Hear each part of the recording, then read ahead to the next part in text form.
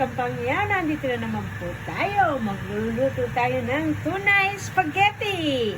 Ayan na po ang ating wok o kawali. Pinainitan, maglagay po tayo ng oil. Olive oil po, pwede. Yun po ang talagang dapat. At painitin lang po natin yan. Ang ating mantika. Pagkatapos po uminit ang ating oil, ay pwede na po natin ilagay ang ating bawang. Ayan. Ayun po, pwede na po natin ilagay ang ating garlic. At syempre, halu-haluin po natin hanggang mag-golden brown ang ating spaghetti tuna. Po, nalagay na natin ang ating tuna. Bali, 3 lata po yan ng tuna dito sa bansang Japan. Ang kanya pong name ay Hagoromo. Hagoromo. Ayan, tuna.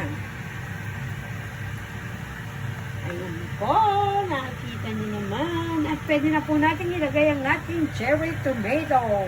Cherry tomato po ang ating gagamitin para mas masarap at mas malasa. I-mekos-mekos lang po natin yan. Okay, mga kapangyawat, mukhang okay na po ang ating tuna at cherry tomato. Pwede na po tayong maglagay ng condiments, which is ang salt.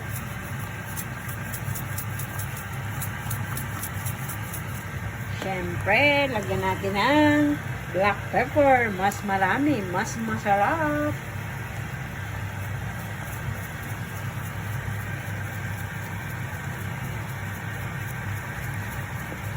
Okay na po mga kapangyaw. Damihan natin ang black pepper, mga 1 tablespoon para mas lalong sumarap ang ating tuna spaghetti. Okay. At habang niluluto pa natin yan, maya-maya ilalagay na po natin ang ating pinakuloang spaghetti o pinalambutang spaghetti. Hey, mga kapangyaw, ilagay na natin ang ating pasta. At mekos-mekos po natin yan para mag-blend ang lasa ng ating tuna spaghetti in cherry tomato sauce.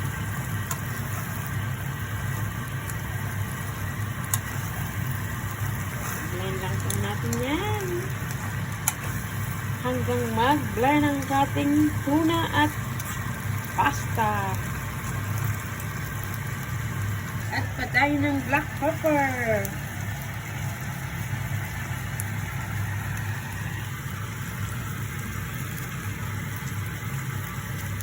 Ayan. Mas maraming black pepper, syempre mas masarap. At syempre, nag-low fire na rin tayo. Okay, luto na po ang ating spaghetti. Pwede na tayong maglagay ng kahit anong gulay na gusto nyo. Spaghetti tuna. Oh, yummy. Ayan ang aking tuna spaghetti. Guys, kain tayo ng tuna spaghetti. Nilagyan ko yan ng chili sauce. Niluto ko kanina. Oh, look yummy. Wow.